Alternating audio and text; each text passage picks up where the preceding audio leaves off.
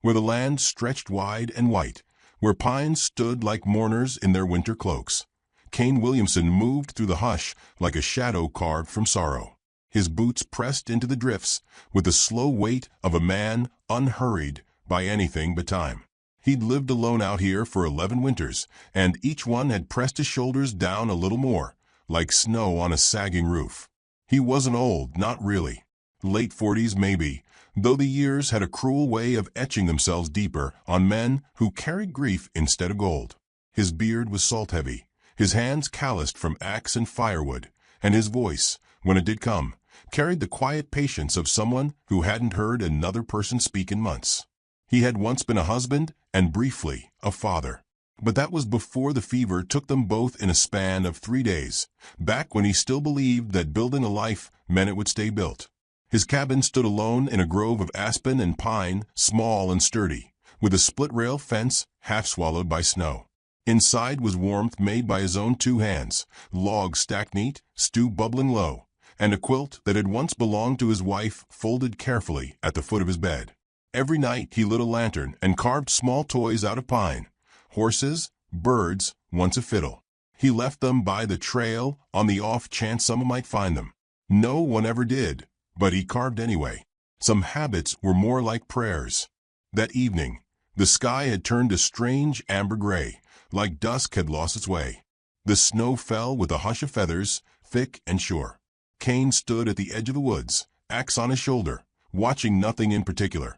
Just the kind of watching a man does when there's nothing left to wait for. Then came the sound, faint at first, then unmistakable.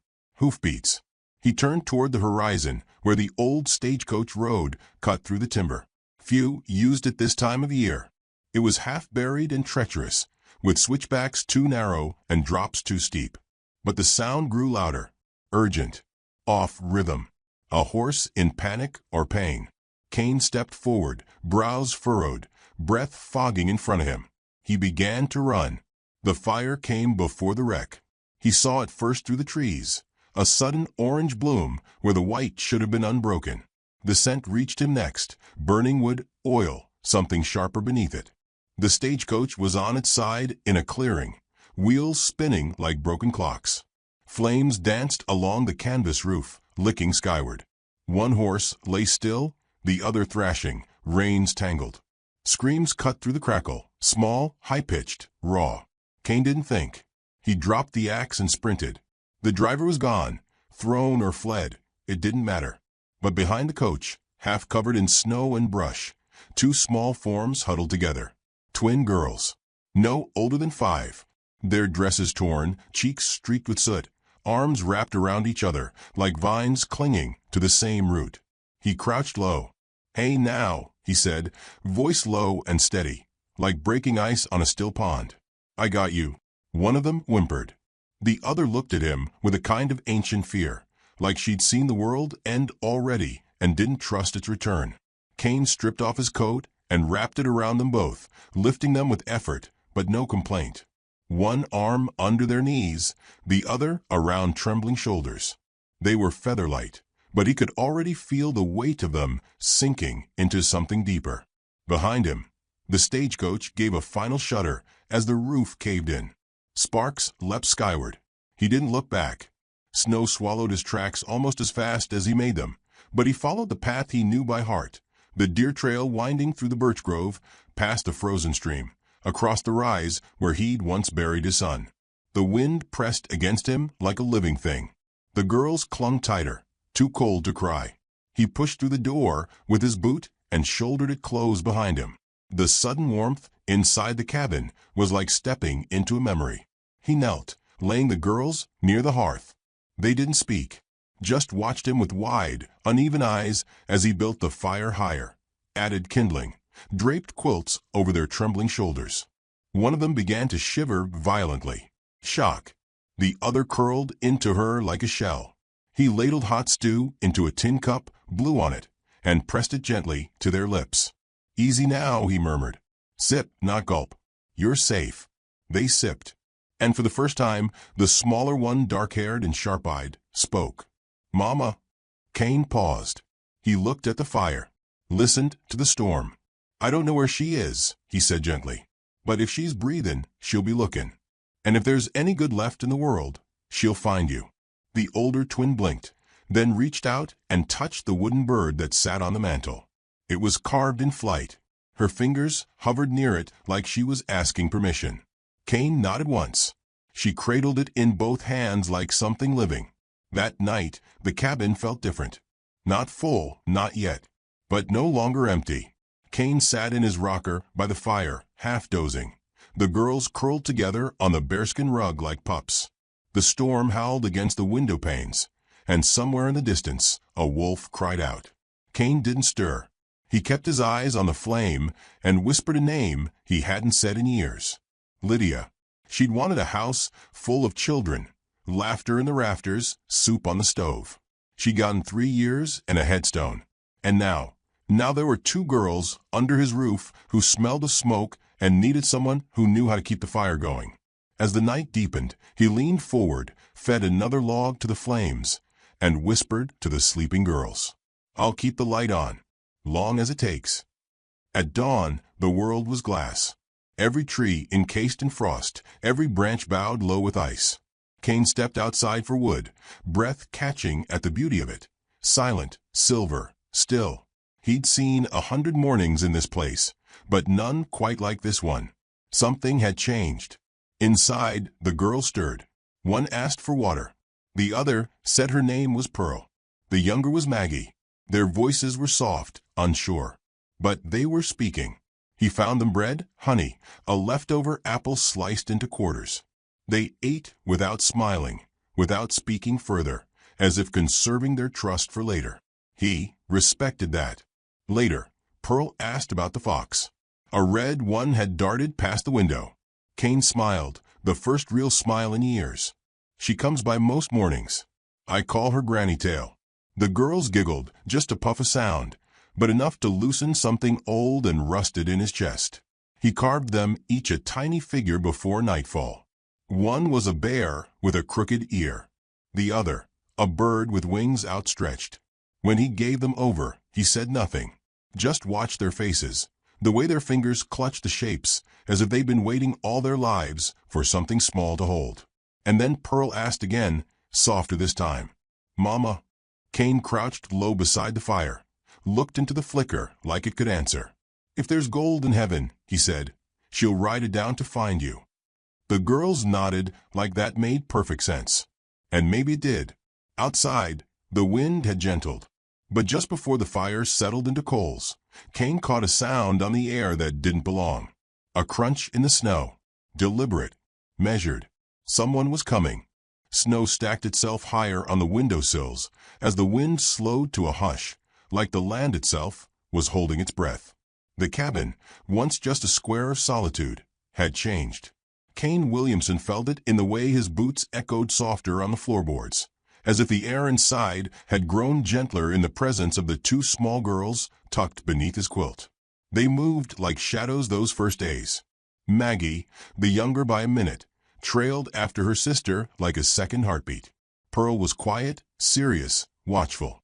She seemed to measure the cabin with her eyes, taking stock of the exits, the weapons, the man who had carried them out of fire and into this strange, timber-smelling safety. They didn't speak much. Kane didn't press. He knew the weight of silence and had come to respect it. Still, he made sure the fire stayed high and the stew thick. He added honey to their cornbread, and when Maggie dropped her spoon, he simply handed her another without fuss or sound. On the 3rd morning, they watched him from the corner as he chopped kindling inside. Snowstorm had locked them in tight, white walls where the trees used to be. He chopped slow, methodical, letting the rhythm of it settle the room. Pearl finally asked, "Is it always this quiet?" Kane paused, axe raised midair. Then he brought it down clean and steady. "Mostly," he said. The girls shared a look between them. It was the sort of look only twins could give, like they were passing a whole conversation through their eyes alone. Kane respected that too. The cabin grew warmer as days passed, not just in temperature, but in the way the girls began to unfold. Pearl began straightening the books on his shelf, arranging them from tallest to shortest. Maggie sang, under her breath, small tuneless hums that sounded like old lullabies stretched out of memory. When she found a dried flower between pages of a Bible, she placed it on the windowsill like it belonged there. He'd never seen such small hands carry so much sorrow. They didn't ask where he came from or why he lived alone. Just as he didn't ask about their mother. Not yet. It was clear they'd lost more than belongings in that stagecoach fire. Their eyes, especially Pearl's, held a layer of caution too deep for their years, like they'd seen what trust cost and weren't eager to spend again. Kane gave them space to breathe. In the mornings, he boiled water for washing. Let them choose which socks from his stores they wanted to wear. At midday, they sat with him near the fire while he whittled.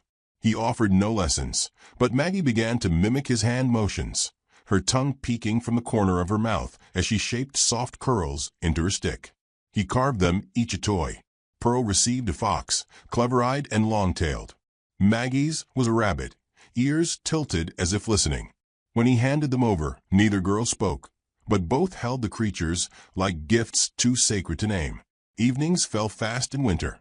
The light died around 4, and the cabin would fill with flickering amber as Kane lit the lanterns and hung a kettle over the fire. On the 5th evening, Pearl asked to help with the stew. She stood on a crate to stir, taking great care not to spill. Kane offered her a pinch of dried thyme, and she added it without hesitation. That night, they all ate in silence, but a comfortable one. Afterward, Maggie asked where the bear came from. She meant the carved one on the shelf, slightly larger than the others, its face gentler, eyes rounded with something like sorrow. Kane looked at it for a long time before answering. "My boy liked bears," he said, voice low. "Made that one for him."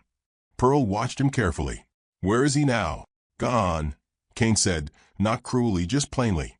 "Same as your mama, maybe. Somewhere past the snow." Pearl nodded. "People always go away." Maggie frowned. "Mama didn't want to." Kane reached for another log and fed it to the fire. The flames leapt, casting shadows along the walls. He looked at the girls, sitting cross-legged, toys in their laps, socks too big on their feet. They looked like little ghosts who had wandered out of a dream and into his hearth. He didn't know how to tell them he'd stopped believing in miracles. Didn't know how to explain that sometimes life only offered small mercies, like not freezing to death or finding clean water. And yet here they were, alive, breathing, curling closer to the warmth each night like flowers reaching for sun. A few nights later, Pearl stood at the door, peering out into the white silence. The storm had slowed, sky clear and cold as hammered iron. Stars blinked above the treetops. "She's out there somewhere," she whispered. Kane, standing behind her, said nothing, just looked with her. He could feel the edge of it pressing in, whatever story they hadn't told yet, whatever wound they carried. "She'll come," Maggie said, appearing beside them, sleepy-eyed. Kane crouched beside them. "And if she can't," he said gently, "you'll still be safe. I swear it." Pearl looked up at him then, really looked, as if weighing his soul in the quiet of that moment. "Do you promise things a lot?" she asked. "No," he said, "hardly ever." She nodded once, satisfied. Maggie leaned against his arm and yawned. Later, when the girls slept side by side on the thick rug, Kane sat up carving a little figure of a woman in a flowing dress. He didn't know why. Maybe he just needed to believe in someone who was looking for them. Someone with wind in her cloak and fire in her bones. The next morning brought sun, harsh and blinding off the snow, but it glittered like broken glass. Pearl helped fold the quilts. Maggie swept dust into the fireplace corner. When Kane checked his traps, they followed behind, steps light but eager. He let them carry a basket, let them choose which path to take back home. He noticed Maggie limped a little. She never complained, just winced when she thought no one saw. He made a note to check her foot that evening. When he did, he found a small gash near her heel. He cleaned it gently with hot water and wrapped it in a strip of old linen. She bit her lip the whole time, but didn't cry. When he was done, she whispered, "Mama did it like that. She said it's how you know someone cares." Kane looked at the child, then at the wrap, now stained with a tiny bloom of red. "She was right," he said. That night, Pearl asked to sleep closer to the fire. Maggie, already drowsy, curled beside her. Cain adjusted their blankets, tucking the edges beneath their chins like Lydia used to do. Then came the knock. 3 firm raps on the cabin door. Not the wind. Not an animal. Cain stood slowly, his hand brushing the side table where the rifle rested. He moved toward the door, boots quiet on the floorboards. He opened it. The wind blew in first, sharp, scented with horse and frost. Then came the figure, cloaked in deep green, a silhouette against the blinding snow. A woman, eyes wide, scanning the room past him, hands trembling, a gold brooch at her throat. Cain didn't move. The woman spoke, one word, breathless. "My daughters." Behind him, Pearl sat up. Maggie stirred, and the snow, as if holding its own breath, finally began to fall again. The woman stood framed in snowlight, not shivering, not speaking. She looked like something carved out of grief and grit, her velvet cloak heavy with frost and road dust. Cain Williamson didn't say a word. He just stepped aside, letting the cold and the quiet part like a curtain as she stepped over the threshold. The girls didn't run to her. Not at first. Pearl stared, unsure if the vision before her was real or another flicker of dream. Maggie blinked like she was waking. Then, slowly, one hand reached out, and the woman dropped to her knees. "My darlings," she whispered, gathering them into her arms, breath hitching, as though it couldn't quite believe it had found its way back. She wept with her whole body, soundless, trembling sobs that cracked open the stillness of the cabin and let something long frozen begin to thaw. Cain watched from the far end of the room, standing near the stove. He didn't speak, didn't move. Just watched the girls melt into their mother's arms like rain returning to the sea. The woman kissed their foreheads, their hair, their cheeks, murmuring names between tears. "Pearl, Maggie, my brave girls, my heart, my bones, you're here." After a long while, she looked up. Her eyes met Cain's. Not soft eyes, not frightened ones. Eyes that had seen war in ballroom silks, in bank ledgers, in funeral veils. Her face was pale but composed, shaped by fine breeding, but drawn taut by worry and miles of travel. Gold glinted at her throat, an old family brooch shaped like a flower half-bloomed. "You saved them," she said. Cain nodded once. "Found them near the trail. Stagecoach was burning." She looked at the hearth, the scattered toys, the soft quilts her daughters had been sleeping beneath. Her gaze returned to Cain, and something like conflict flickered behind her lashes. Relief, pride, shame, maybe all at once. "My name is Sadie Alden." He inclined his head, but said nothing. She stood slowly, helping the girls to their feet. They looked thinner now beside her, but safer, less like ghosts. "I came as fast as I could. The driver died in the night. I was sent a telegram, but the snow had buried the lines west of Larkspur." Cain stepped forward, offering a chair. She hesitated, then accepted. Maggie climbed onto her lap. Pearl stayed close beside. He poured her a tin cup of hot water, adding a drop of honey. She took it in both hands and sipped. Her fingers shook. "The man who caused the wreck," she said, voice low, "was chasing after us. He thinks he's owed something from my late husband's estate. He followed us out of Denver." Cain raised an eyebrow. Sadie smiled faintly.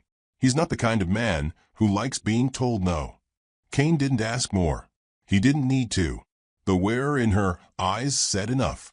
Pearl climbed up onto the bench beside him, as if declaring allegiance.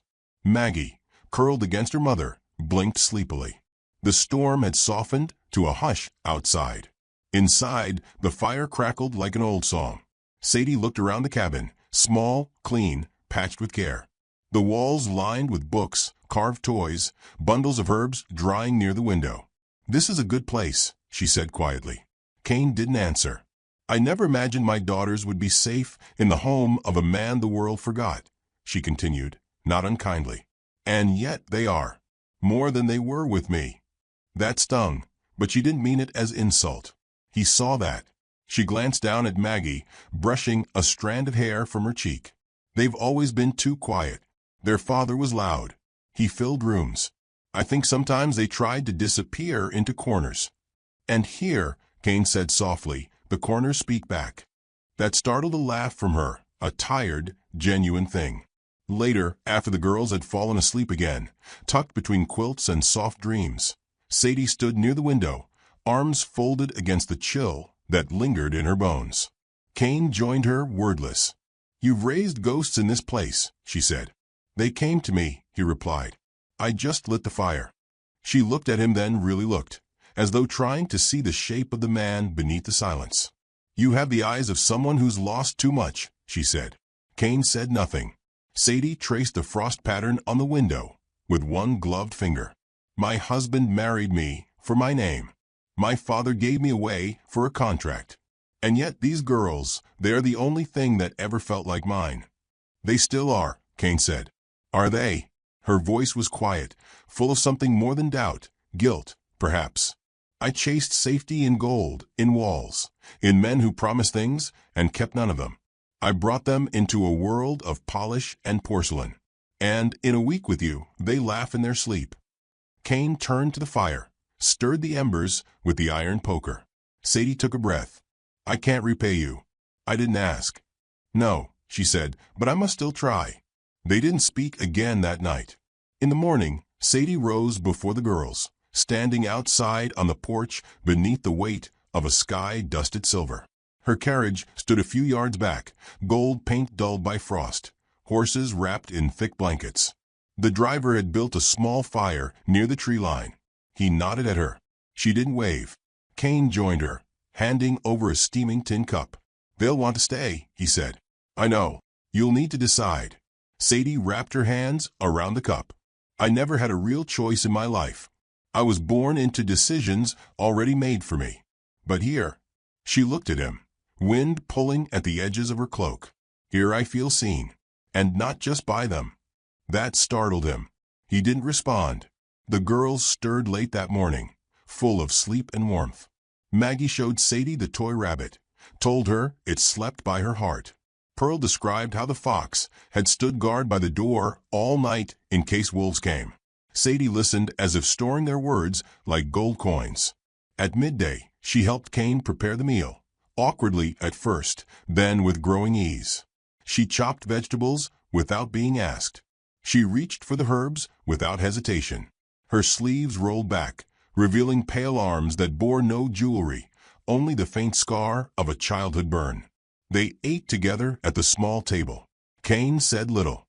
The girls filled the space with their own stories, soft, fragmented, precious. Afterward, Pearl brought out the drawing she'd made. A cabin, 2 girls, a fox, a tall man, and a woman in green. Sadie traced her fingers over it. She smiled quietly. In the afternoon, she sat by the fire and told them stories from her childhood, the kind without magic, but filled with warmth. Riding bareback along the Platte River, hiding in the larder to steal pickled peaches, dancing alone in her mother's gown when no one was looking. Maggie curled beside her. Pearl fell asleep with her head in Sadie's lap. Kane carved another figure that evening, a woman in a cloak, one arm outstretched as if calling someone home. He didn't show it to her. Not yet. The next day, Sadie sent the driver to town for news. She stayed behind. She helped hang linens to dry. She took turns braiding the girls' hair. She even laughed, once, when Kane mistook salt for sugar in the porridge. The third day, Sadie stood at the window while snow drifted down in soft waves. "They'll have to leave this place eventually," she said. "It's not made for girls to grow into women." Kane didn't answer. "But they don't have to leave tomorrow." That, too, was a kind of promise. That night, Kane stood outside under the stars. The snow had stopped, and the sky was a black field pricked with frostfire. Sadie joined him, their breaths visible in the air. "I don't know who you are," she said softly. "Not really. But you've made something sacred here." "I just kept breathing," Kane replied. "Some days, that was all I had." Sadie looked up at the stars. "Breathing's enough," she said, "when it's for the right reasons." The wind stirred. A fox yipped in the distance. Inside, the girls dreamed. And in that deep, quiet dark, a woman in gold stood beside a man carved from wood smoke and silence, neither ready to speak of love, but both aware of its ghost warming slowly between them. The sky that morning wore a bruised kind of gray, the color of old iron and forewarning. Wind pressed against the cabin walls like a restless hand, and Kane Williamson knew, without needing to check the barometer nailed above the door, that a storm was thinking about settling in. He had already stacked wood high the night before, double-checked the rope line between the cabin and the barn, and moved the traps in closer. He moved through preparation like a man setting places at a table no one else could see. Inside, Sadie braided Maggie's hair with slow fingers while Pearl sat near the fire, sewing 2 scraps of linen into what might become a scarf. They had been like this for 3 days now, settled in a rhythm that didn't belong to any world beyond those walls. Kane thought it dangerous to get used to such peace, like resting your back too long against a tree that might be hollow. He had learned that lesson long ago. Comfort was a fragile thing in the West. He stepped outside to fetch water, the wind slicing at his coat, and caught the first sign of change. Tracks. Fresh ones. Hoof prints. 4 horses, maybe 5. Wagon wheels too, shallow but recent. They came from the north, but they hadn't passed through the usual trail. Whoever came had veered through the pine brake, cutting the woods like they meant to find something hidden. Kane stood there a moment, one hand wrapped around the bucket handle, the other hovering near the axe head left by the chopping stump. The prints curved too close to the cabin, close enough to feel intentional. He went back inside, without a word, setting the bucket down by the stove. Sadie looked up, catching something in his eyes. Someone's coming. He nodded once. Not from town. From the ridge. She rose slowly. Her expression didn't shift much, but her body changed, back straighter, breath tighter, as if memory wrapped itself around her shoulders like a cold shawl. Who? She asked. He shrugged. We'll know soon. They waited. It wasn't long. The knock came like thunder contained. 3 sharp raps that didn't ask permission. Sadie stood frozen near the hearth. The girls looked up from their crafts, eyes wide and quiet. Kane moved to the door and opened it. A man stood there in a black coat too fine for this deep into the frontier. His face was pale, thin-lipped, with the kind of smirk that sat on the edge of mockery. Behind him, 2 others lingered near the wagon, one holding reins, the other scanning the trees like a hunter who'd already chosen his prey. Kane Williamson, the man asked, though his tone didn't need an answer. Kane didn't nod, just stood silent. I'm Lawrence Pike, legal representative of the Alden estate. His gaze flicked past Kane, to the flicker of firelight behind. I've been looking for Sadie. I see she's found new accommodations. Sadie stepped into view. She didn't speak. Pike offered a cold smile. Mrs. Alden, I must say, you do pick the most picturesque places to disappear. Sadie's voice, when it came, was low and steel-lined. I didn't disappear. I left. There's a difference. Pike's smile never touched his eyes, and left me with quite a bit of confusion. Contracts unsigned. Inheritance matters pending. Your husband's will, as you may recall, is complicated, especially with those, he tilted his head toward the girls, involved. Pearl stood now, hands balled at her sides. Maggie drifted behind her, slipping her fingers into her sister's. Kane didn't move from the doorframe. We can speak in town, Sadie said. Oh, certainly, Pike replied. But you'll need to come with me. My driver's already prepared space for you. Sadie glanced at Kane. I'm not ready, she said. Pike's brows lifted. Not ready? This isn't a social visit, Sadie. You can't hide out in a lumberman's cottage like some snowbound fairy tale. There are legal obligations.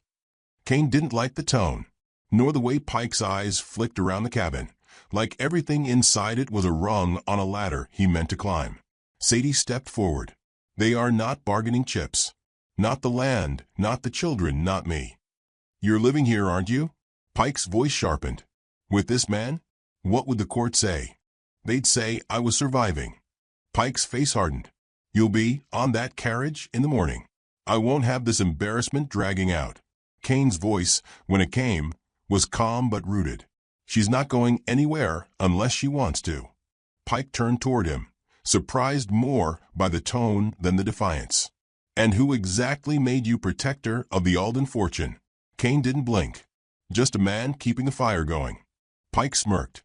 Well then, Woodsman, keep your fire. But keep out of matters too big for men like you.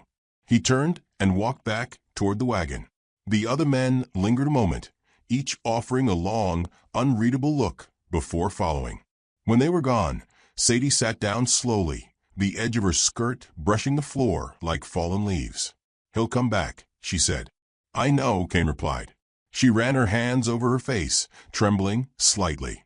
"I ran from gold to find silence, and it still follows me." "Gold has a way of echoing," Kane said, "even when it's buried." The storm hit that night. Wind howled like something ancient had come loose from the hills. Snow slammed sideways against the cabin, and the trees groaned under its weight. Kane tied down everything he could, checked the hinges, placed a wedge beneath the door. The windows flickered with every gust. Inside, the girls sat bundled in blankets, wide-eyed but quiet. Sadie brewed tea, hands steady even as the wind screamed.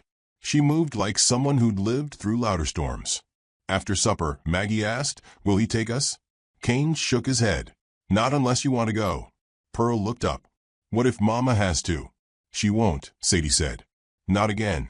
They didn't ask more. Children understood truths unspoken. The next morning brought no dawn, just a dull silver light, and the sharp crack of ice splitting under wind. Sadie stepped outside to find the wagon still there, now half buried. Pike and his men had taken shelter beneath tarps, their small fire little more than a sigh of smoke. Kane stood beside her. "If you want to go, I'll take you myself. Through the ridge. Before the next front comes." Sadie didn't answer. Not right away. Inside, the girls played with the wooden toys, now a village of animals and little people arranged around the fire. Their laughter was small but real. She turned toward him. "I used to think safety came in marble halls and silk curtains. And now," she looked at the girls, at the cabin, "now I think safety's just being seen, without having to be anything else." He didn't speak. He just nodded once. That afternoon, Pike returned. Alone this time, his coat wet at the hem. "Time to go, Sadie," he said, tone clipped. Sadie stepped outside, wrapped in a thick shawl Kane had mended that morning. She didn't look afraid. "I'm staying." Pike's eyes widened. "You've lost your mind. This is madness. You'll lose your share, the protections of the will, everything." "I've already lost what matters once. I won't do it again." Pike stepped closer. "You think this man can protect you? He lives in a shack. He has nothing." Kane walked out calm, slow. "He has honesty," Sadie said. "He has silence that doesn't hurt. He has warmth in the cold." Pike looked between them, something sour curling in his mouth. "You'll regret this." "No," Sadie said. "I'll survive it." He spat into the snow, turned, and left without another word. That night, Sadie sat by the fire with a mug in her hands, the girls asleep under quilts stitched with stars. Kane handed her the carved figure, the woman in a cloak, hand outstretched. She turned it over in her fingers. "Is she calling someone home or letting him go?" "Maybe both," Kane said. She looked at him, firelight flickering across her face. "I meant what I said. I'm staying." He didn't smile, but something in his eyes softened. "We'll keep the fire going," he said. Outside, the snow fell softer now, and far beyond, the man who had once represented gold vanished into the trees, unwelcome, unfinished, and no longer feared. The sky cracked open just before dawn, not with thunder, but with light, the kind that burns cold and mean across winter snow. Kane Williamson stood on the porch with steam rising from his coffee and a knowing weight in his chest. Something wasn't right. The trees across the ridge were too still, the birds too silent. It was the kind of hush that didn't last. Inside, the girls stirred gently under quilts, their breath warm in the air, cheeks flushed with sleep. Sadie sat at the hearth, sewing a tear in Pearl's coat, hands steady despite the storm that had settled in her life. She had been calmer these past days, rooted in this strange peace they'd all built together.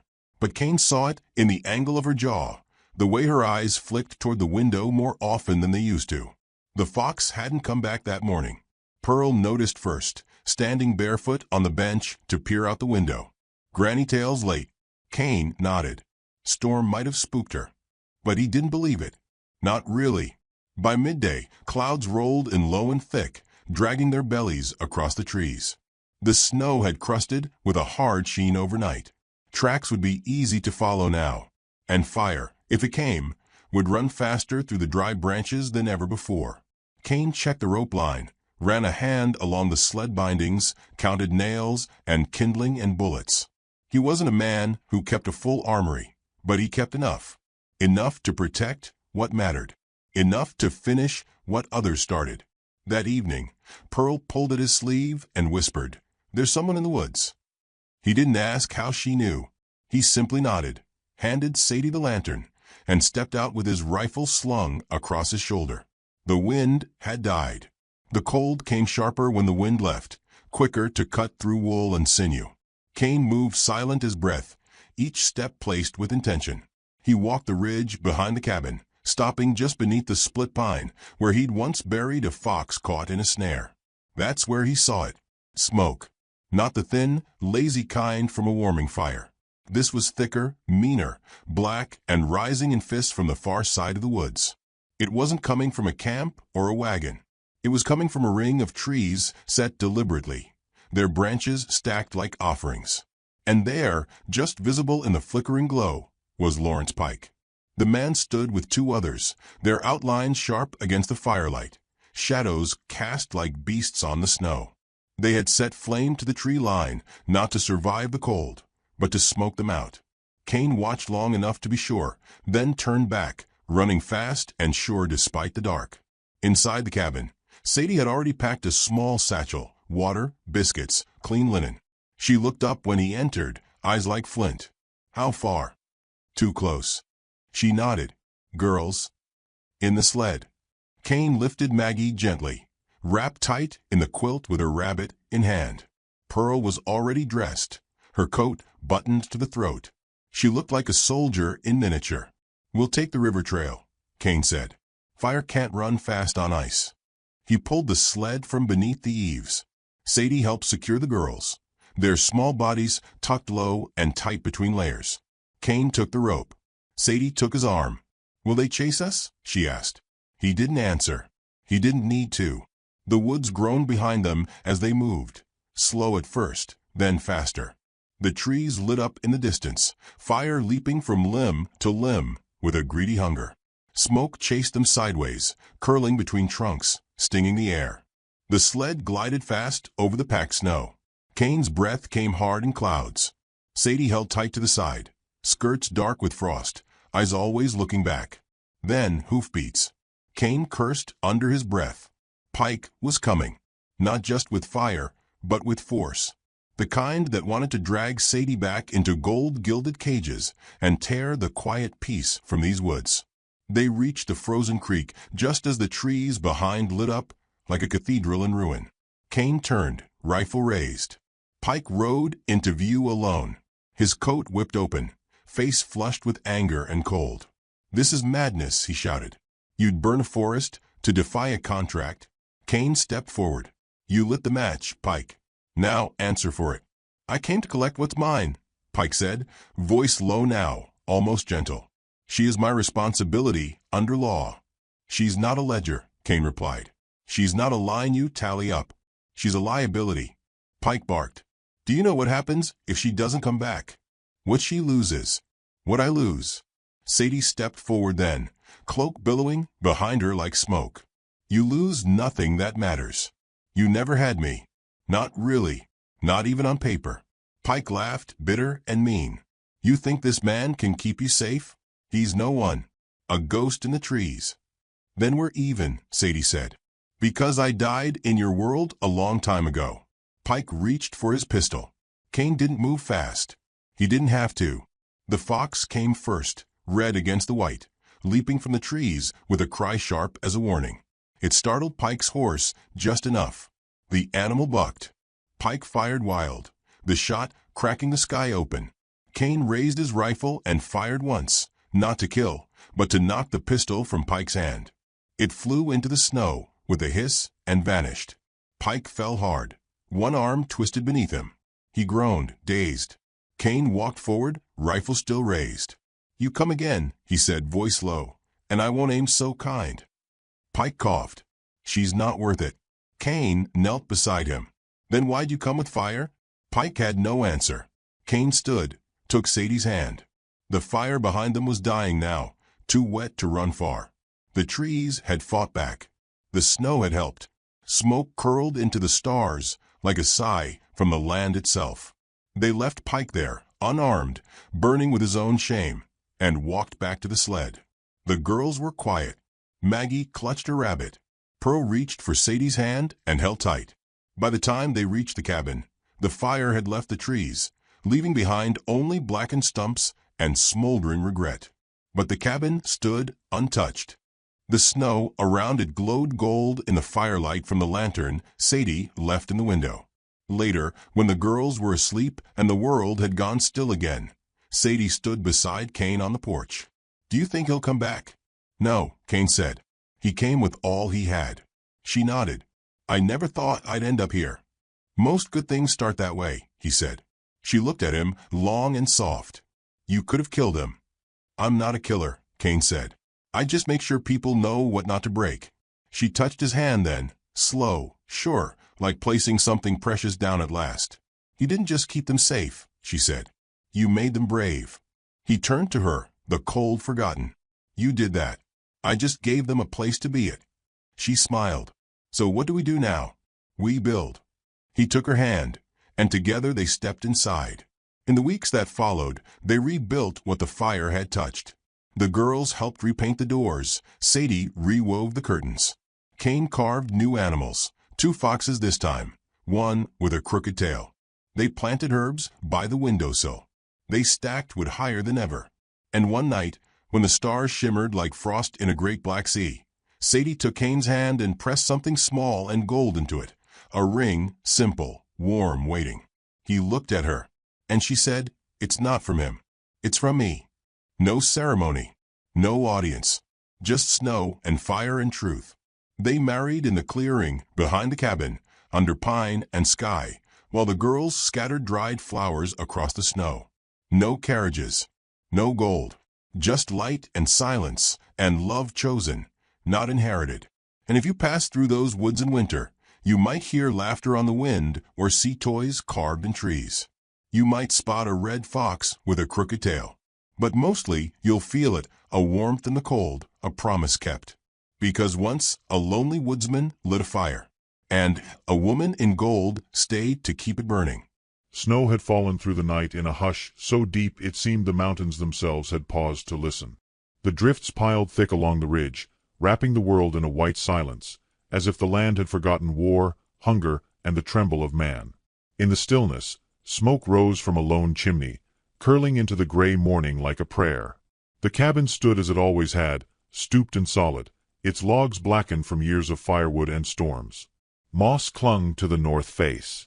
Icicles dangled from the eaves like old teeth. Behind it, pine trees leaned inward, whispering the things they'd seen. Soldiers passing, deer torn open by wolves, and the slow turning of a woman's hair from dark to silver. Inside, Miriam Caldwell stirred a pot of coffee on the wood-burning stove. Her hands, though aged, moved with grace, each gesture softened by the 1,000 mornings that had come before. Her husband, Jedediah, sat near the hearth, sharpening a blade on a worn leather strop. His eyes were the color of creek stone, dulled but steady, watching the fire the way one watches memory. Neither spoke much. Words, they'd learned, were like bread, useful, but you didn't waste them when silence would do. It was Jedediah who first saw her. He had stepped out just after dawn, boots crunching into the snow, breath rising like mist. The trees stood solemn in the hush, and something in the air, not sound, not scent, just a pull in the gut, turned his eyes eastward. She was there, not 20 paces from the tree line, her form half buried in drift. Blood had painted the snow dark around her legs, a terrible bloom against the white. At first, Jed thought she was already dead. The birds hadn't come for her. That meant she was still warm, maybe. He called over his shoulder, low but urgent. Miriam was there before the wind could take the word. She saw the girl, dropped to her knees without a question. Skin the color of copper bark. Raven-dark hair stuck to her face. No older than 20. Maybe younger. Miriam's fingers pressed to the girl's throat. "She breathes," she whispered, as if louder words might scatter the fragile thing they'd found. Jed looked toward the trees. Empty, still. But the forest never truly slept. "We can't leave her here." "I know that. She's Comanche. She's a child." Jedediah hesitated, not out of cruelty, not even fear, though it wore that face. Just memory. They had lost a son to a raid 15 years past. Folks in the valley spoke of blood debts and revenge, but Jed had buried his boy with a rusted locket and stopped speaking the names of enemies after that. Still, some ghosts grew roots. "Help me lift her," Miriam said, and there was no more debate. They carried her carefully, arms and legs trailing like broken branches. Her breath rasped in short bursts. Heat poured from her like fever, and the blood had begun to freeze along her thighs. Inside the cabin, Miriam laid her by the fire, wrapped her in their best quilt, the one with blue stitching shaped like stars. Jed stared down, fists knotted at his sides. "She might bring trouble. Then let it come." Miriam's voice held steel, quiet but unyielding. She had buried a child, too. And kindness, when it came, didn't come with fine timing. Jed returned to the porch, sat in the rocker, rifle across his lap. He watched the line of trees, waiting for movement, a shape, a flicker. But the woods stayed still. The snow fell softer now, like ash. Inside, Miriam worked. She cleaned the girl's wounds with hot water and herbs from the shelf. The worst was a gash across her ribs, deep enough to worry. She stitched it with slow hands and whispered to her in Cheyenne, the old tongue her mother taught her long ago. The girl stirred once, eyes fluttering, but did not wake. Afternoon wore on. Jed did not move from the porch. By twilight, the girl's fever had broken. Miriam sat beside her, stroking her hair. The girl's skin had lost its pallor. Her breathing came steadier, deeper. Jed came in at last, snow caked on his boots. His shoulders looked heavier than they had that morning. He paused in the doorway, the fire casting him in amber. "She speak yet?" "No. But she'll live through the night, I think." They ate in silence. Cornbread, beans, and the last of the smoked venison. The girl slept. Miriam watched her the way one watches a newborn fawn, wary but gentle. Jed's eyes kept flicking toward the window. The trees no longer felt still. "She didn't crawl all the way up here alone," he muttered, voice like gravel. "I know. She's being looked for." Miriam nodded. "Then it's good we found her first." That night, the wind came up, and the fire snapped loudly in the hearth. Outside, darkness pressed against the cabin like a living thing. Jed checked the rifle again, then lay down on the cot near the door. Miriam stayed by the girl.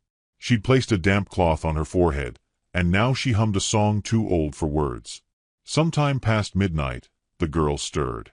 Not fully awake, but caught in that space between dream and pain. Her lips moved. A name, maybe. A plea. Miriam leaned close, tried to catch it, but the girl drifted again. Jed lay with one eye open, listening. The morning came with a sky like iron and snow drifting lazy from the clouds. Miriam opened the door just after sunrise to fetch water from the barrel and froze. Jed heard her breath catch. He rose, rifle in hand, came to her side. They stood together, silent. Along the ridge, just beyond the outer tree line, riders sat astride painted horses. Phil. Watching. Maybe 20. Maybe more, farther back, half-veiled in snow and branches. War paint. Lances. Faces hard as flint. Jed felt the weight settle in his chest like an old injury waking up. Miriam stepped back inside, calm but pale. "They've come for her," she said. Jed shut the door slowly, latched it, turned to the fire, where the girl still lay sleeping. He did not speak, just stood there a long while, hat in his hands, eyes tracing the gentle rise and fall of her chest beneath the quilt. The storm wasn't coming. It was already here. But for reasons he didn't yet understand, he did not feel the need to run. The sound came first, low, rhythmic, hollow like the echo of thunder caught in the bones of the trees. Jedediah heard it before he saw them. It started just after dawn, when the sky was washed with the blue of a blade, and the birds had gone quiet. He sat on the porch with his cup cooling in his hand, not drinking, not blinking. The wind was still, but the snow stirred in strange trembling patterns, as though the ground itself knew something waited beyond it. The drumming came from deep in the woods, not the wild pounding of war cries or rage, but something steadier, older, like ceremony, like reckoning. Each beat was a question. And then they appeared. One by one, the shapes emerged through the gray curtain of trees, riders silent and upright, horses moving like ghosts across the snow. They did not yell. They did not brandish weapons. They only watched, eyes dark beneath painted brows, faces stilled by purpose. No less than 100 by the time they circled the clearing, a full war party. Jed had not seen such a sight in 20 years, not since the valleys bled and both sides lost too much to count. He did not move. The rifle lay across his lap, but he did not lift it. He only stared, heart slow but heavy, and let the quiet settle over his shoulders like an old coat he'd thought long burned.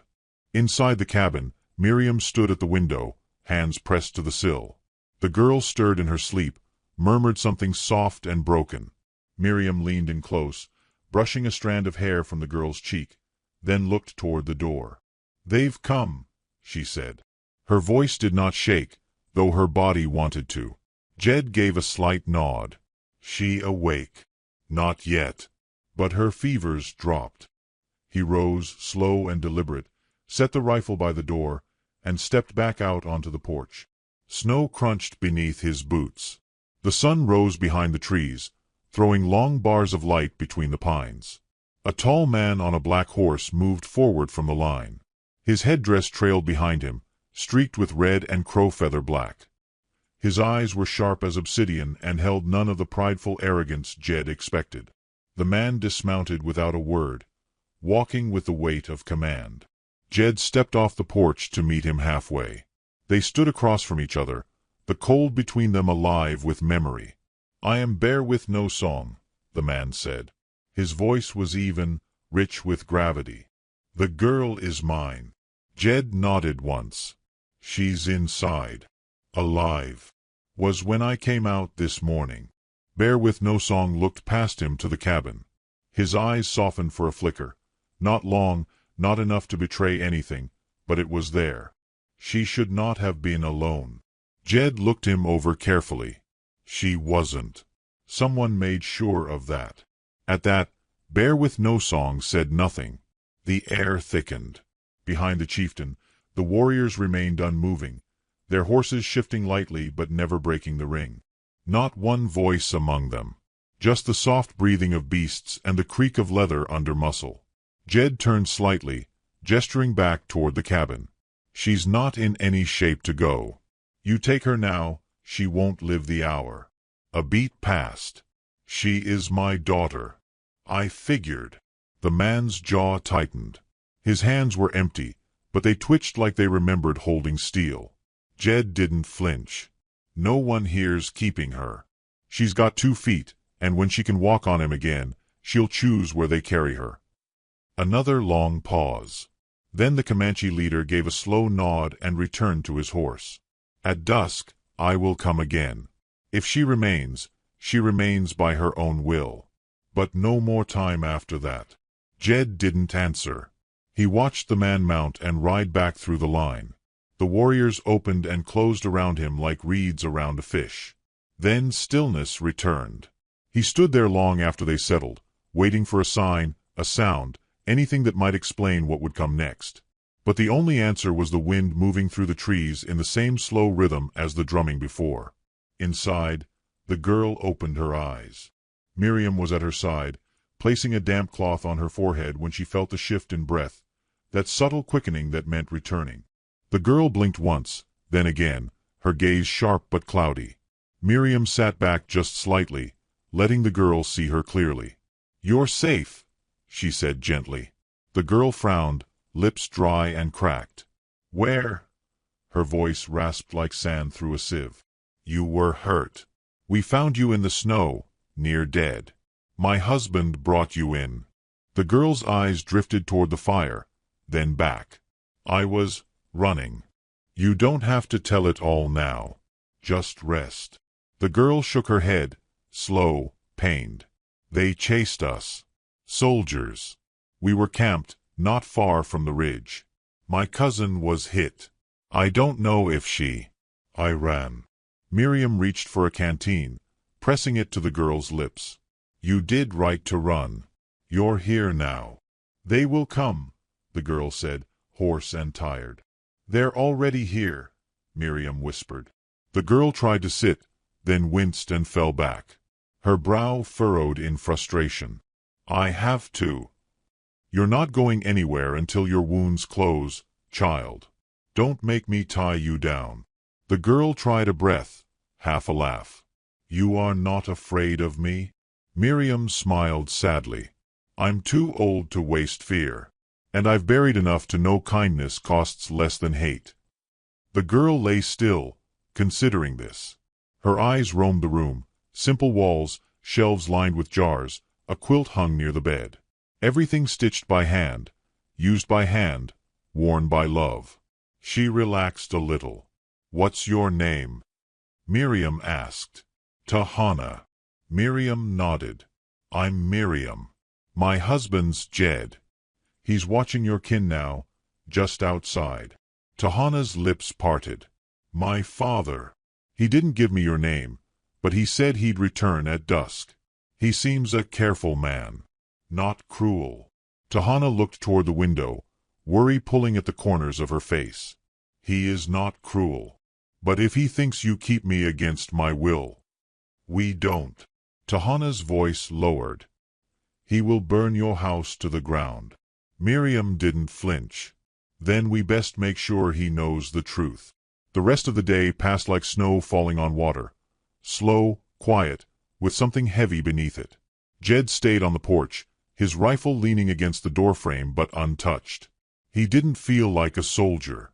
He felt like a man who'd built a life from sawdust and grief, and now watched it threatened not by violence, but by the weight of someone else's wounds. Inside, Miriam fed Tahana broth spoon by spoon. The girl didn't speak much, but she accepted the care. She watched Miriam closely, as if trying to find the trap in her tenderness, but there wasn't one. Near mid-afternoon, Jed stepped in for the first time since morning. His boots shed snow at the door. He looked tired but grounded, like a tree that had stood through windstorms too many times to care what the sky did next. Tahana's eyes met his. She tensed. Jed raised one brow. You always run toward trouble, or was today special? Tahana blinked. He sounded more like a schoolmaster than a threat. I didn't plan to end up here. No one plans to end up where they bleed. Miriam frowned. Jed. He grunted. Just saying what's true. Tahana sat up straighter, wincing as her ribs pulled. You don't want me here. Jed stared at her a long moment, then shook his head. Didn't want a busted roof, either. But when something breaks in your yard, you fix it. Doesn't matter who dropped it. Tahana's brows drew down, uncertain if that was kindness or not. Just rest, Miriam said. When your father comes, we'll speak honest. Outside, the sun bent low.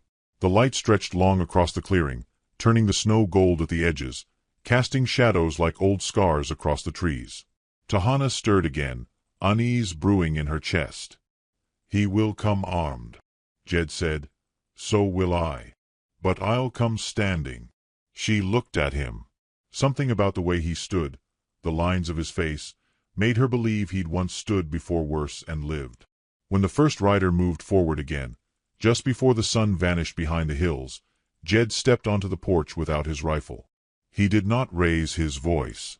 He simply called out, She's awake. She can speak for herself. Bear with no song dismounted again. This time, he approached the door slowly, hand on his belt, not in threat, but in habit. Inside, Tahana stood on weak legs. Miriam supported her as they walked to the door. When her father stepped into view, Tahana did not speak at first. She looked at him, at his solemn eyes, at the paint still streaked across his jaw. Then she stepped forward, leaving Miriam's arm, her breath shallow. "I live," she said, "because they saved me." Her father's mouth moved, but no words came. "I will not leave tonight," she said softly. "I owe them that." Bear with no song looked past her at the old couple, then back. A breath left him, long and heavy. "Then we wait," he said, and returned to the trees. And the snow fell quietly again. The fire crackled with a slow, deliberate rhythm, each pop a word unsaid, each flicker a memory chasing its own tail through time. Night had folded itself over the cabin, deep and still, save for the whisper of wind curling through the pines. Inside, the hearth glowed warm against the cold walls, casting gold across the floorboards where shadows danced like spirits with no more need for names. Tahana sat near the flames, legs drawn up beneath the quilt Miriam had tucked around her shoulders. Her dark hair, still damp from the cloth Miriam had run gently through it, fell loose across her back. Her face was calmer now, not unburdened, but steadier, as though some tether had been tied between her ribs and this small room with its creaking floor, its scent of pine ash and old bread. Miriam moved quietly around the cabin, refilling cups, folding cloths, setting things in their place not because they needed it, but because hands needed something to do when the world tilted. Jed sat at the table, whittling a stick down to a point that served no purpose. He hadn't spoken in some time, though his eyes flicked now and again toward the window, where nothing but darkness peered back. Tahana watched him with the kind of stillness one learns after too much noise. "You're waiting for them." Jed didn't look up. "Not waiting. Just listening." "For what?" "Anything that ain't quiet." She tilted her head. "They won't come tonight. My father gave his word." Jed's knife stopped for a moment. "I've seen men give their word with one hand and carry fire with the other." Tahana's gaze didn't waver. "And you?" "I've done worse." Miriam stepped in before the silence could sharpen. "No more talk of that tonight." Her tone was firm, but soft, like warm bread still rising. "Come sit by the fire, Jed. Your bones ache more in the cold, and no sense hiding behind wood and shadows when we've got light." He hesitated, then sighed, laying the knife and stick aside. He crossed the room and lowered himself into the rocking chair beside the hearth, his knees creaking more than the wood beneath him. Tahana's voice, quiet and deliberate, rose like steam. "He used to sit like that. My grandfather. Always by the fire. Said that's where the spirits remembered you." Jed looked at her now, really looked. "You believe in all that?" She didn't smile, but her voice softened. "Belief isn't always choice. Sometimes it's just what's left when the dying is done." Miriam sat down across from her, her hands folded in her lap, fingers twined. "And what's left for you now?" Tahana considered that. "My breath. My pain. A father too proud to say what his eyes shout. And strangers who gave me warmth without asking my name." "Not strangers anymore," Miriam said gently. Tahana's eyes shimmered then, not tears, not quite, just that sheen of emotion that clings when words fail. "Why did you help me?" Miriam didn't answer right away. The fire shifted, spat, settled. She leaned forward slightly, her gaze distant. "I once lost a daughter. Small. Fever took her before we could get help. I still remember the way her hands looked, like the petals of a flower gone dry." Tahana looked down. "I see her in you," Miriam said. "Not her face. Not her voice. Just the ache. The fight to keep breathing." Jed added, quieter than expected. "We didn't save you out of pity. There's no weight in that. We saved you because something in this world still makes sense when kindness is given without question." Tahana let those words settle. She hadn't expected them. And they opened something inside her, not a wound, but a window. She nodded, just once, slow and deep. Then, as if by instinct, Miriam reached to the shelf and pulled down a bundle wrapped in faded cloth. She opened it carefully and revealed a small cedar box, old, with carvings so worn the patterns were more memory than image. She set it on the floor between them. Tahana looked at her in question. Miriam opened it. Inside lay trinkets, a child's button, a ribbon the color of apricots, a hairpin shaped like a flower, and one necklace, a leather cord strung with 5 simple stones, each worn smooth. Miriam picked it up, held it for a moment between her fingers. This was hers. Our girl. Eliza. I want you to have it. Tahana's breath caught. I can't. You can, Miriam interrupted, her voice trembling but firm. Not to replace. Not to erase. Just to carry something forward. That's all we're ever doing, isn't it? Carrying the warmth forward. Tahana reached out, slow, reverent, and took the necklace. Her hands, though stronger now, still trembled. She held it to her chest for a long moment, eyes closed. Outside, the wind sighed. When she finally spoke again, her voice was steady, low.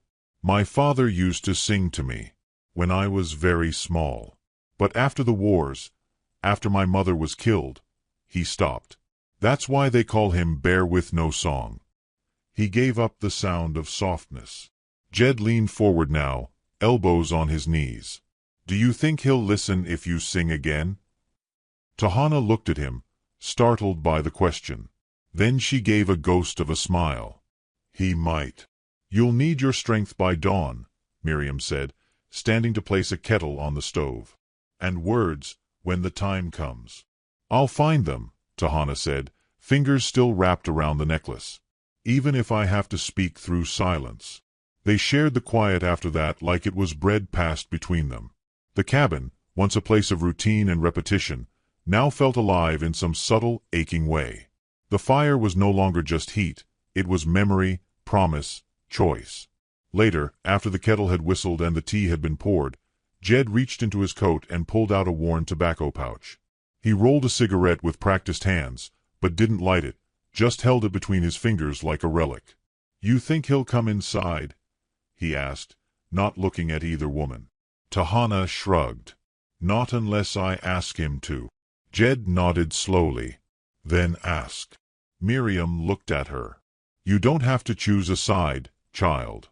Not tonight. Tahana met her gaze. But I will have to by morning. And they all knew it was true. The snow outside had thickened, heavier now, blanketing the world in a silence so deep it felt sacred. The woods held their breath. And so did the people within them. Tahana stood on shaking legs and walked slowly to the door. She opened it just enough to feel the cold brush against her face, the scent of pine and frost and something wild. She stepped out barefoot, the snow shocking against her skin, but she didn't flinch. She looked toward the tree line, toward the ring of shadows just barely visible under the moon's pale gaze. I'll find you in the morning, she whispered. The wind carried her words forward, and somewhere in the dark, a horse stirred. Back inside, Miriam helped her return to the hearth, her fingers gentle. Jed watched, unmoving, smoke curling from the unlit cigarette between his fingers. She's brave, he muttered, more to himself than anyone. She's someone's child, Miriam replied. So were you once. Tahana, wrapped again in warmth, lay down with her head near the fire, her eyes watching the flames as if they spoke in languages only the scarred could understand. When she finally slept, her breathing deep and even, Miriam covered her with another quilt. She stood over her a long while, one hand resting lightly on the girl's shoulder. She will leave tomorrow, she said softly. Jed didn't argue.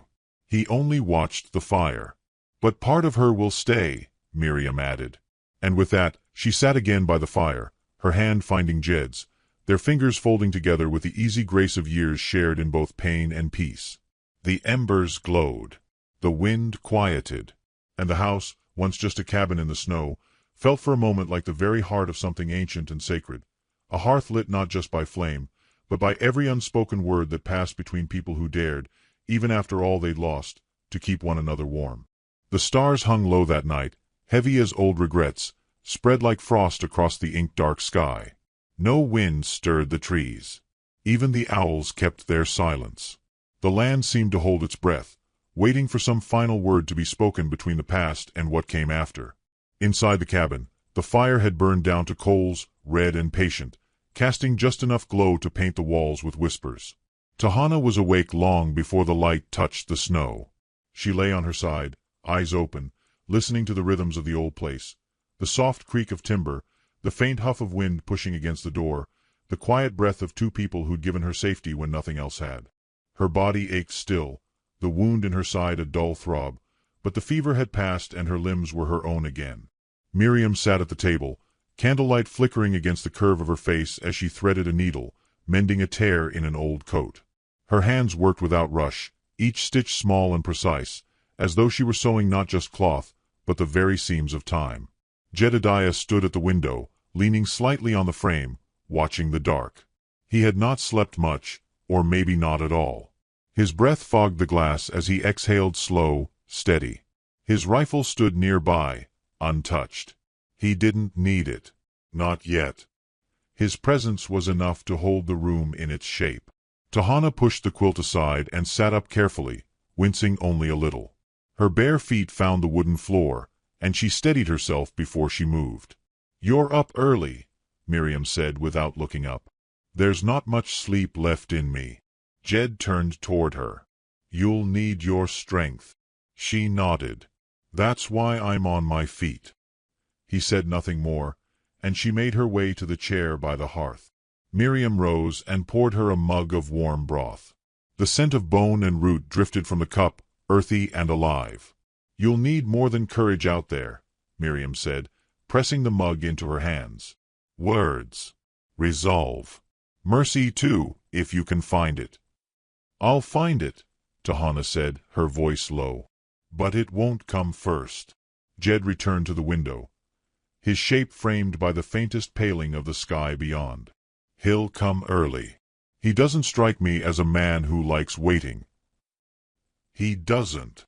Tahana sipped the broth. "But he'll wait if he thinks I'm still bleeding. It gives him the moral ground." "He has that already," Jed replied. "He's your kin." Tahana looked down into the steam. "Kinship means nothing if I can't choose it." Miriam sat beside her now. "And what will you choose?" "I don't know yet." Miriam studied her face. "You do. You're just afraid to say it out loud." There was no denial. Tahana let the quiet stretch before answering. "If I go with him, I'm a daughter. A loyal one. But also silent. I return to a war that never ended. If I stay, I might become something else. Something not easily named." Jed spoke, not unkindly. "You'd be hunted. Maybe by your own." "I've already been hunted," she replied. "This cabin just made it easier to stop running." Miriam reached out and placed a hand gently on her arm. "Then let this be the place you decide. We have no claim to you. But this house, it keeps what's given freely." A long pause followed. Outside, a coyote howled far off, its call carried faintly down the slopes. Jed walked to the table and pulled out a small satchel, leather, stitched with years. He set it in front of Tahana. "Rations. Dried meat. A flint. Sewing needle. You may not go far, but wherever you go, you'll go ready." Tahana stared at the bag, then looked at him. "You always plan for goodbye?" "I plan for roads not taken," he said, "even if they cross mine again." She took the bag, tucking it beside her. Her hands lingered on the strap, thumb tracing a small notch in the leather. It felt like carrying not a weapon, but a piece of someone else's faith. "I should speak to him alone," she said at last. Jed nodded. "He may not listen. Then I'll speak louder with silence." Dawn came like a breath held too long. The first blush of it crept through the frost-rimmed glass, pale and cautious. Outside, the snow was undisturbed, save for the long-set prints of hooves and boots frozen from the day before. And then, as if summoned by that first beam of light, the shapes emerged again, riders still and watchful, forming the quiet circle at the edge of the clearing. There was no sound, not even the drumming that had preceded them before. Only presence. Tahana stood in the doorway. Miriam helped her fasten the coat, Jed's old one, worn but sturdy, then stepped back, her fingers lingering for a moment on the girl's shoulders. "I'll come back," Tahana said, not as a promise, but as a seed. Miriam nodded. or send word." Jed handed her the small satchel, then stepped aside, his jaw tight but his eyes calm. Tahana stepped out into the snow, her boots crunching softly. Each step was a choice. Her breath curled before her like smoke from a sacred pipe, each exhale a quiet declaration. She walked until she stood halfway between the cabin and the line of riders. Her father dismounted. Bear with No Song moved toward her with slow, deliberate steps. His face, painted in faded ochre and charcoal, looked carved from storm cloud and memory. He stopped only a few feet from her, his eyes never leaving hers. "I did not give permission for this meeting," he said. "You do not need to," she replied. "I give it." His brow furrowed, not in anger, but in caution. "You are changed." "I was changed before I came here. You just did not see it." "You ran from death," he said. "That does not make you a spirit." "I ran toward life," she corrected, "and found it." He stepped closer, looking her over, as if searching for wounds he could not stitch. "They fed you, gave you fire, but that does not mean they are your people." Tahana's voice did not rise, but it sharpened. "And what makes people belong to each other? Blood, language, war, duty." She shook her head. "Then I am not your daughter by that measure." He did not speak for a long moment. The snow whispered between them. The trees stood witness. "I gave you a name," he said. "And I carry it," she answered. "But I will not wear it like a chain." He reached into the folds of his coat and withdrew a carved object, small, wooden, shaped like a bear in mid-step. He held it out to her. "You were born under the winter star," he said. "This was made for you before your first teeth showed." Tahana looked at it, and her breath caught. She reached out and took it, holding it with both hands. The wood was warm from his body. She pressed it to her chest, eyes closed. "I remember," she whispered. He watched her. The hard lines of his face softened, barely, but enough. "Will you come with us?" he asked, voice low. "I will walk with you today," she said, "but I will not follow. Not unless I am allowed to lead where I must." He looked past her, toward the cabin, toward the smoke curling from its chimney and the woman who stood behind the window, watching like a mother who knows every outcome still begins with love. "I cannot promise you safety. I am not asking for it," she said. "Only space." Bear with No Song turned then, slowly. He did not nod, did not agree, but he stepped aside. Tahana turned back toward the cabin. She walked slowly, deliberately. When she reached the porch, she looked up at Miriam and Jed. Her hands were empty now, her face unreadable. "I will go with them," she said. "For now." Miriam's mouth parted, but she said nothing. Jed asked, "You sure?" Tahana nodded. "There's something I have to speak to. In him. In me." Jed crossed his arms. "You'll find no softness on that path." "I don't need softness," she said. "I just need to know the words I carry are louder than the war around them." Miriam stepped forward and hugged her, brief but fierce.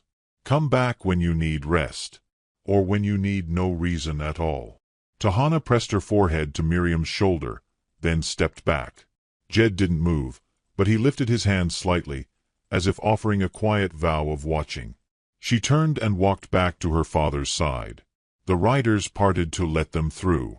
As the sun rose, its full light catching the tips of the snow-laden trees, the cabin grew small behind her. But not forgotten. Not left. Tahana did not vanish into the forest. She became part of its rhythm, a moving truth wrapped in breath and blood and choice. And behind her, the fire still burned. The wind rose with the dawn, curling through the pines like breath through parted lips. It carried the scent of ash and pine sap, and something older, something like memory, or the echo of someone once beloved. Snow whipped through the branches, catching the first light in shards, as though the sky had shattered and was falling back to earth in quiet grief. From the tree line, the riders emerged again, though this time fewer. Perhaps 30 now, stripped down from the 100 who'd stood in silent judgment days before. Their numbers were lean, their movement tighter, quieter, like wolves who knew when to howl and when to wait. Tahana rode at the center. She sat her horse upright, not stiff with pride, but shaped by resolve. Her wounds were wrapped tight beneath her coat, and though her face was pale and drawn, there was a clarity in her eyes that had not been there before. She had ridden 2 days through river valleys and wooded hollows, alongside her father's band, speaking little but hearing much. At night, she sat across the fire from Bear with No Song and stared into the flames, letting silence ask the questions neither of them yet dared to form aloud. Now, as the cabin came into view again, its chimney bleeding gentle smoke into the cold sky, she felt her heart stutter. Not from fear, but from the ache of return. Home, even briefly claimed, does not leave the body easily. Bear with No Song signaled a halt with a quiet gesture. The riders stopped behind him. He did not look at her, but his voice carried. "Go alone," he said, "if you still must." Tahana nodded and dismounted, boots sinking into the snow. The satchel Jed had given her swung gently at her side. The bear carving rested against her heart. She walked forward, each step a blend of purpose and pain, the cold biting through the leather soles of her moccasins. The cabin remained still. No door opened. No figure emerged. Only the smoke rising, slow and unhurried. Then the door creaked. Miriam stepped out first, wrapped in a thick shawl, her gray hair plaited down her back. Her hands were bare despite the chill, and she held no weapon, no token of fear. Behind her came Jedediah, rifle slung but his hands empty, his expression unreadable beneath the brim of his hat. They did not speak. Neither did she. Until she stood close enough to smell the warmth of the stove within. "I said I'd come back," Tahana said, voice low. Miriam's eyes softened. "And so you have." Jed eyed the riders beyond her. "Your father send you ahead to parley?" "No," Tahana said. "I came ahead to warn." Jed's mouth twitched, not quite a smile, not quite a frown. "What kind of warning?" Tahana pulled a piece of cloth from her satchel. It was stained with soot and grease, but unfolded to reveal a map, hand-drawn, with notations in military script. "They're coming," she said. "Not Comanche. Soldiers. The ones who hunted me down before." Jed stepped closer. His gaze dropped to the map. "Where'd you get this?" "My father took it from a scout 3 days ago. A patrol riding north of the Black Hollow. One of them spoke of a plan to clear the ridge." "They mean you." "This cabin. They mean to provoke something, force a fight." Miriam paled, but kept still. "Why?" "Because we're a story they don't want told," Tahana said. "A settler house protecting a Comanche girl. A chief who didn't kill in revenge. People who saw each other and didn't draw blood. That kind of peace doesn't sell rifles." Jed muttered a curse beneath his breath. "How soon?" "Tomorrow. Maybe tonight if they ride hard." Silence dropped like a stone. Jed's jaw tightened. "Then we leave." "No," Tahana said. "You stay." Miriam frowned. "Child, if soldiers are coming, we need to get you out. You're the reason they'll push." "No," Tahana repeated. "I'm the reason they'll stop." Bear with No Song emerged from the line, riding slow and easy. He came alone this time, bow slung across his back, no blade drawn, no war mask. When he reached them, he dismounted and met Jed's eyes square. "We will stand with you," he said. Jed raised a brow. "We." "The ones who remember. Who know blood must not always answer blood. Not all my riders agree. Some left this morning. But those who stayed, they stay because they believe peace must have a face. And if it must be carved into stone, then let it be carved here." Jed looked to Tahana. "You put this in motion." She didn't deny it. "They chased me, and now they come for the ones who saved me. I will not run again." Miriam stepped forward. "Then we prepare." They did not barricade the house. There were no trenches dug, no rifles lined against windows. Instead, the cabin became a hearth again, one final time. Tahana helped Miriam make bread. Bear with No Song sat with Jed beneath the porch's overhang, the two men passing a flask of bitterroot whiskey and speaking of long trails and old regrets. The remaining warriors positioned themselves not as defenders, but as watchers, visible but calm, their presence an answer without threat. When night fell, the wind shifted, and with it came horses. Not many, no more than 15, but they came with torchlight and the ring of metal. Boots stomped through crusted snow. Commands barked in clipped tones. Jed stepped onto the porch. His rifle remained inside. Beside him stood Miriam, her shawl drawn tight. Tahana walked between them and descended the steps, the bear carving swinging gently against her chest. The soldiers arrived with faces half-covered, their uniforms dulled by dirt and frost. One stepped forward, taller than the rest, with bars on his shoulder and a revolver low on his hip. "I am Captain Merritt," he announced. "By the authority of Fort Clayton, this land is subject to search and seizure under suspicion of harboring tribal fugitives." Jed didn't move. "This land's ours." Merritt eyed Tahana. "Then you'll explain why this woman was seen fleeing into the timber days ago, covered in blood." "She fled," Jed said, "because your men made it so." "You admitting to aiding her?" "I'm admitting she was dying, and we chose not to let her." The captain's eyes narrowed. "You are aware that doing so makes you complicit?" Tahana stepped forward, her voice rising above the cold. "If compassion is a crime, then take me. But know this, I am not here alone. I do not come to kill. I come to be seen." Merritt turned, confused, as the riders began to emerge from the trees. Comanche men and women, silent, on horseback, not charging but bearing witness. No weapons raised. No war cries. Just presence. "We remember," one of them called out. "We remember the child burned in the barn. The mother shot crossing the creek. We remember peace offered and denied." Merritt stepped back. "This is not a battlefield," Tahana said. "It's a threshold. What you do now writes the story. Will you make martyrs of people who lit no fire?" For a long moment, the only sound was the creak of saddle leather and the slow crackling of a torch held too close to its bearer's leg. Then Merritt drew his revolver. He pointed it at Jed. Before his finger could twitch, Bear with No Song was there. His arrow found the captain's hand. Not his chest, not his head. Just the wrist. The gun fell. In the stunned hush, Jed stepped forward, picked up the revolver, and handed it to Tahana. "Choices," he said.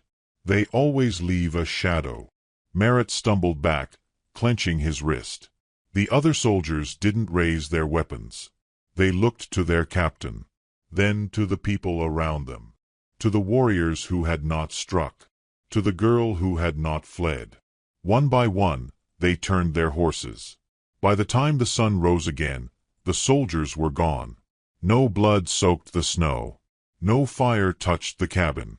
Only footprints remained, some deeper than others, some light as breath.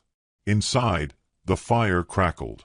Tahana stood beside it, the revolver still in her hand, though her fingers were open, loose. Jed poured coffee. Miriam baked bread. Bear with No Song rested outside, seated on the porch, eyes closed, head tilted toward the wind. And the wind, it whispered not of war, but of mercy remembered, of homes protected not by guns, but by people who refused to stop being human, of stories that did not end in violence, but in choosing, against all that history demanded, to let the light in.